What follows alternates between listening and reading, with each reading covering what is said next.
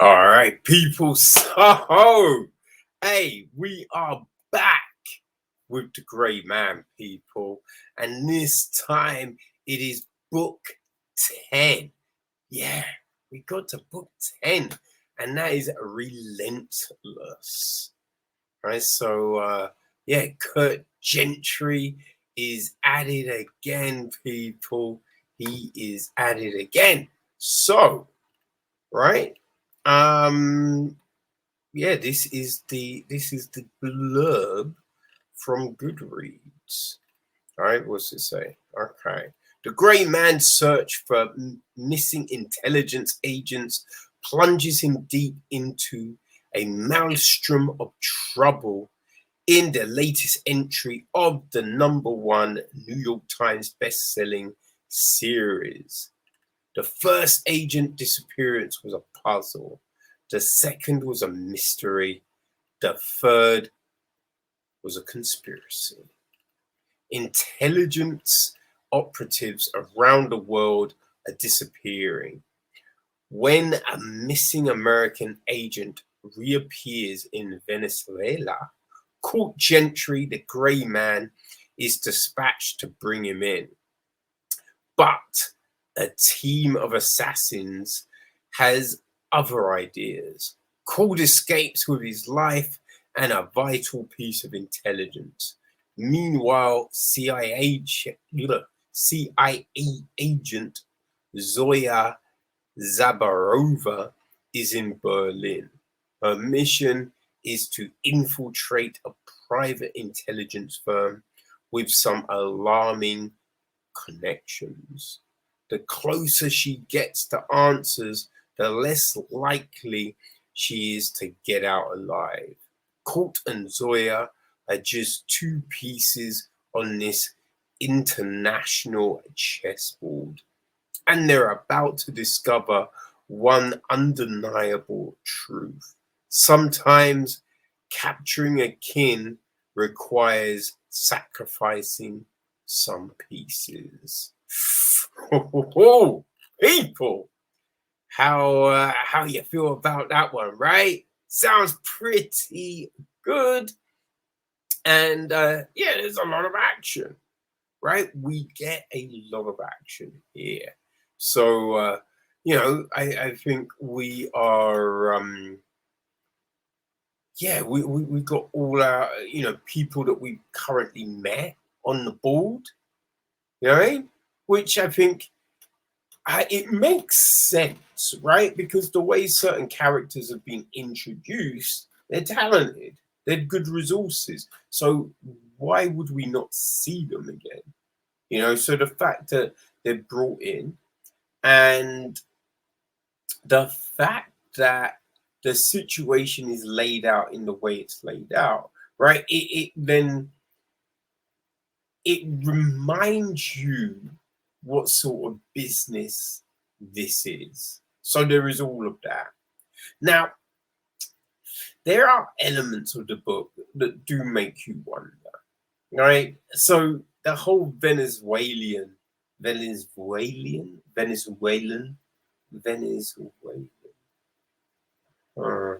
situation in Venezuela, right? I mean, there is a point where you're just like, what are you doing? You know what I mean? This is just, I don't know.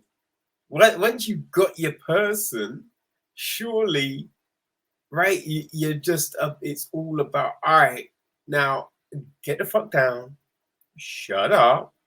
This is what's happening, rather than being like, oh yeah, let's have a conversation. Do you want a coffee?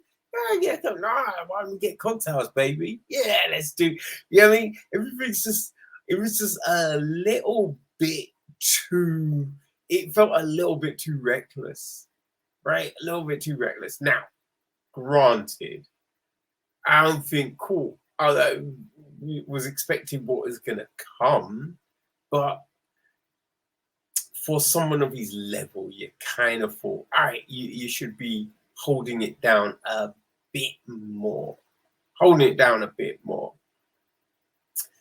Now, the one thing I do like is the fact that it's a bit like I might have said this before talking about the Gray Man books, but like the Punisher and Daredevil, the Netflix Marvel stuff, where characters would get injured and those injuries would stick with them, right? And now, obviously, look, the Disney Plus stuff does it as well, but I think this was one of the first times you saw it, because all stuff before, people get injured in one episode and in the next episode they're fine, right?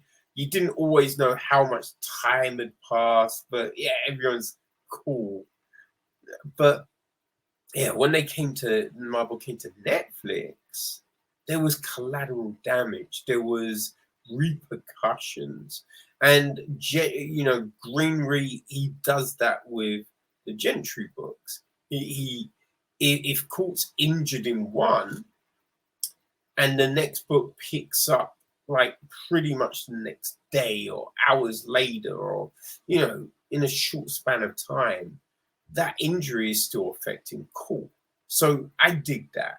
And then in a book, an injury early on, that will play a factor. Now, you understand, right, that injuring Court is a good way about it, because you then put a limitation on your top operative, right? The Gray Man, the guy who puts fear in most assassins, most operators, right? So, once setting a character up like that, it's one of those things, a bit like Superman. You think, well, surely they should just be able to kill everyone, right? Win easy.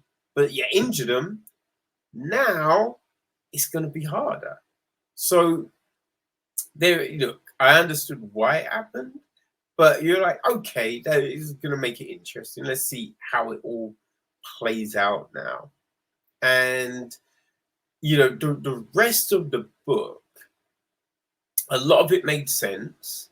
There is some of it that you're kind of like, okay, granted, this is new tech, but you'd imagine that people should be avoiding those things anyway, right? So even though it's new, avoiding the things shouldn't have been new. That should have just been as standard, right? As standard. But yeah, it kind of wasn't, which was a bit baffling. So there's that. You then have, I think, just the Zoya situation in Berlin, right? I feel that once you understand who's handling her, the certain things that happen, you're like, yeah, obviously we know who did the thing, right? We obviously know. So there was that was just a bit like, how is anyone scratching their head here, right? How is anyone doing that? That's just some silliness. I mean, you know that a visit to a certain person is going to come back and haunt him later in the book. Like, it's just a little bit obvious that, okay, having to visit this person several times is now putting them in danger. Like, you know that. It's not anything crazy here. So there's parts of the book that got a little bit, predictable, but I think I read these books just for the action, right? The popcorn-esque ability of them, right? You don't have to think. You can just sit back and be like, all right, let's see what craziness is going to happen in this one, right? What ludicrous situation is Court going to be put into? So there is all of that. But I will say, I did like the fact that the way the book ended, it creates an intriguing way forward, right? Because I think, and I will say that he, Greenway has mixed it up, the state of play during this series, which is good. Because I mean, if you had kept him going like with Meat Court in the first book, it would become a bit boring. So then when they made those shifts, you're like, all right, cool. But now we shake things up again. And I'm looking forward to see where that takes us, right? What happens now? So, it's not a bad entry to this series. You know what I mean? I was like, all right, it's fine. It's fine. I'm cool with it. But yeah, I like the end. And I'm interested to see where things go from here, right? Where they go from here. So that was the big thing with this one. Now, other elements of the book, yeah, I think certain accidents, certain things that happen, you'd be like, all right, come on. How the fuck is anyone walking away from that? That's just a little bit, that's a little bit silly. It's a little bit silly. And there's also certain things that you're just like, I mean, people should have understood that was coming, right? There's no walking into a trap like that. You're just a moron. If you're not thinking to yourself, that could be problematic, then I think this is the wrong line of work for you, But that's what we get. But there is another book currently out, Sierra 6, right? And that's the one that came out. Yeah, Sierra 6 came out this year. I feel that came out this year. Or